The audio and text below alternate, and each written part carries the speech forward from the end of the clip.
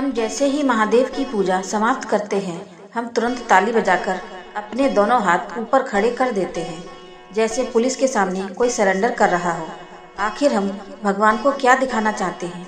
क्या यह करना सही है या हम अनजाने में कोई बड़ी गलती कर रहे हैं? ज़्यादातर लोग सोचते हैं कि ताली बजाकर हम भगवान को खुश कर रहे हैं या अपनी हाजिरी लगा रहे हैं, लेकिन सच तो यह है कि यह ताली महादेव के लिए नहीं बल्कि उस खजांची के लिए है जिसकी नज़र हर वक्त आपके हाथों पर होती है। उसका नाम है चंडीकेश्वर। शिव पुराण के अनुसार महादेव का जो भी चढ़ावा है, जिसे निर्माल्य कहते हैं, उसके असली मालिक चंडीकेश्वर हैं।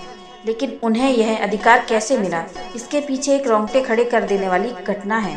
यह कथा है एक छोटे से बालक की, विचार शर्मा की, जिसे बचपन में ही वेदों का ज्ञान कंठस्थ था।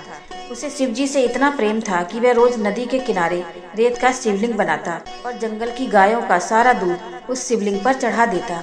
गांव वालों ने जब यह देखा तो उन्हें लगा कि दूध बर्बाद कर रहा है।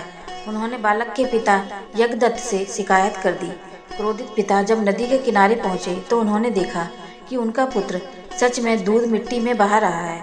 पिता ने उसे बहुत रोका, डांटा, लेकिन बालक शिव भक्ति में इतना लीन था कि उसे कुछ सुनाई ही नहीं दिया।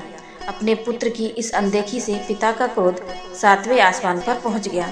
उन्होंने आप देखा न ताप और उस पवित्र शिवलिंग पर एक जोर की लात मारी।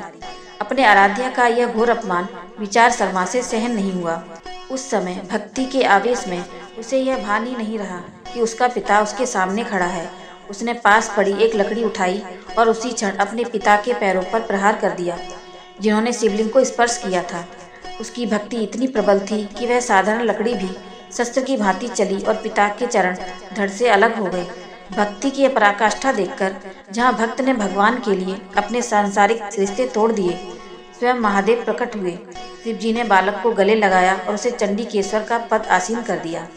उन्होंने आदेश दिया, मेरे चढ़ावे, मेरे आभूषण और मेरे मंदिर की संपत्ति का पूरा अधिकार आज से सिर्फ तुम्हारा होगा। इसलिए जब हमारी पूजा पूरी हो जाती है तो हम मंदिर से निकलने से पहले जोर से ताली बजाते हैं या चुटकी बजाते हैं। यह चंडीकेश्वर का ध्यान अपनी ओर खींचने के लिए होता है और फिर हम अपने दोनों हाथ ऊपर उठाकर उन्हें दिखाते हैं, यह प्रमाण देने के लिए, हे चंडीकेश्वर, देख लो, मैं महादेव के दर्शन करके जा रहा हूँ। मैंने शिव की संपत्ति, धन, आभूषण का एक भी कण नहीं चुराया। मैं अपने घर सिर्फ भक्ति लेकर जा रहा हूँ, संपत्ति नहीं। मेरे हाथ खाली हैं और मेरा मन पवित्र है। तो अगली बार ताली बजाते समय अपने खाली हाथ जरूर दिखाना, वरना आपकी पूजा अधूरी मानी जा सकती है।